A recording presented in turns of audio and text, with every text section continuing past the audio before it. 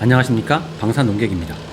어제 정부는 K2 전차 4차 양산에 국산 변속기를 적용하기로 최종 의결을 했습니다. 드디어 10년 넘게 이어온 국산 변속기 논란에 종지부를 찍고 앞으로 양산되는 K2 전차 파워팩은 완전한 국산화를 이루게 됨으로써 후속 군수 지원과 방산 육성에 기여함은 물론 여태껏 독일에서 수출을 제한했던 중동 국가로의 수출이 확대될 것이라는 기대감을 보였습니다. 하지만 이에 대해 여전히 부정적인 의견이 있는데요. 독일산보다 국산품이 성능이 떨어지는데 왜 쓰냐부터 이걸 썼다가는 전장에서 군인들의 생명이 위험해진다고도 하고 10년 전과 비해 달라진 게 없는데 결국 업체에 봐주기 위함이 아니냐는 거죠. 하지만 이건 충분하지 않은 정보로부터 비롯된 부정적 인식으로 보입니다. 오늘은 K2 전차 변속기에 대한 오해를 정리해 보겠습니다.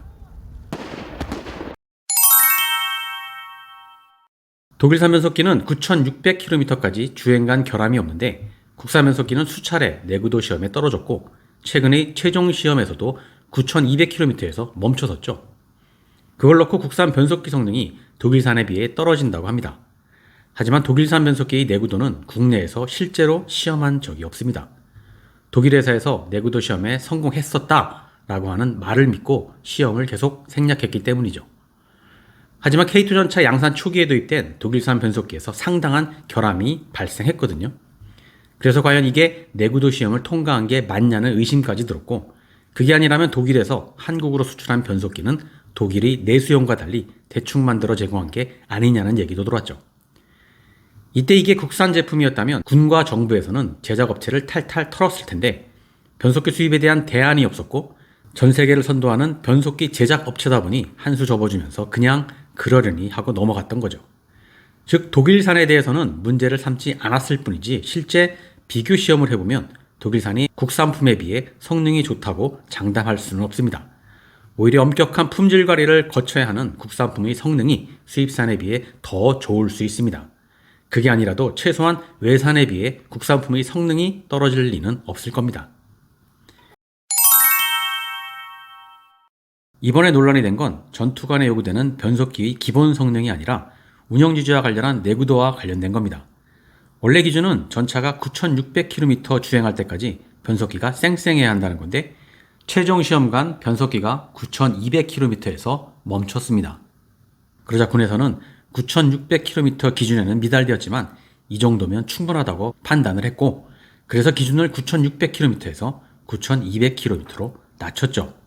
대신 운용거리가 대당 400km가 짧아졌으니 그만큼 여분의 변속기를 무상으로 제공받는다는 겁니다. 그 밖에 변속, 조향, 제동 등 전투관에 요구되는 변속기의 성능은 100% 발휘가 되므로 전투원의 생존성을 걱정하지는 않아도 될 겁니다. 변속기 성능 논란에서 빠지지 않고 나오는 게 정지 상태에서 32km까지 도달하는 가속 능력인데요. 원래 요구 성능은 8초 이내였는데 2014년에 이걸 9초로 바꿉니다. 당시 국산 파워팩의 가속 능력이 8.7초에서 한계를 보였기 때문이죠.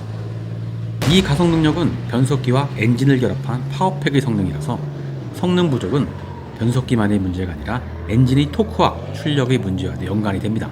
이걸 변속기 탓으로만 돌려서는 안 되죠. 그리고 합참에서 가속 성능을 8초에서 9초로 늘렸다는 건 전투 환경에서 가속 성능으로 인한 문제가 크지 않다고 본 거고 실제 우크라이나 전쟁에서 드론을 이용한 전차 공격 양상을 보면 가속 성능은 큰 영향이 없는 것으로 확인되었습니다. 변속기가 수차례 내구도 시험에 떨어졌지만 실패와 보완을 반복해가면서 성능은 점점 개선이 되었습니다. 초기에 보였던 결함이 차츰 보완되면서 7,000km를 넘고 9,000km 이상까지 안정된 성능을 구현했으니까 말이죠. 무엇보다 결정적으로 사람이 바뀌었습니다. 과거의 방사청은 K2 변속기에 대해 상당히 부정적이었죠. 변속기 성능에 대한 의심뿐만 아니라 S&T 다이내믹스 그 자체를 상당히 싫어했는데 그게 한 10년 정도 쭉 이어졌습니다. 하지만 최근에 방사청의 업무 라인이 바뀌었고 국산품을 옹호하는 쪽으로 견해가 바뀌었습니다. 만약 그게 아니었다면 내구도 시험에서 불과 400km 못 미쳤다고는 하지만 국산 변속기가 쓰일 리는 절대 없었을 겁니다. 방산 육성과 방산 수출을 말로만 떠들지 않고 실제 행동으로 이끌어냈다는 게 참 고무적이죠. 국산 변속기는 이제 양산을 위한 첫걸음을 떼었을 뿐입니다. 앞으로 실제 야전에서 운용을 하기 시작하면 지금은 예상하지 못한 초기 결함들이 많이 생기게 될 겁니다. 모든 제품이 그렇듯이 초기 결함 단계를 거쳐야 품질이 안정화되기 때문이죠. 제작사에서는 그런 결함을 적극적으로 보완하고 개선해서 지금에 멈추지 않고 변속기 기술을 꾸준히 향상시켜 나가길 기대해 봅니다. 10년 넘는 변속기 논란이 종결된 것을 진심으로 환영하고 곧 있을 폴란드 수출에도 적용되길 기대해 봅니다. 오늘은 여기까지입니다. 감사합니다.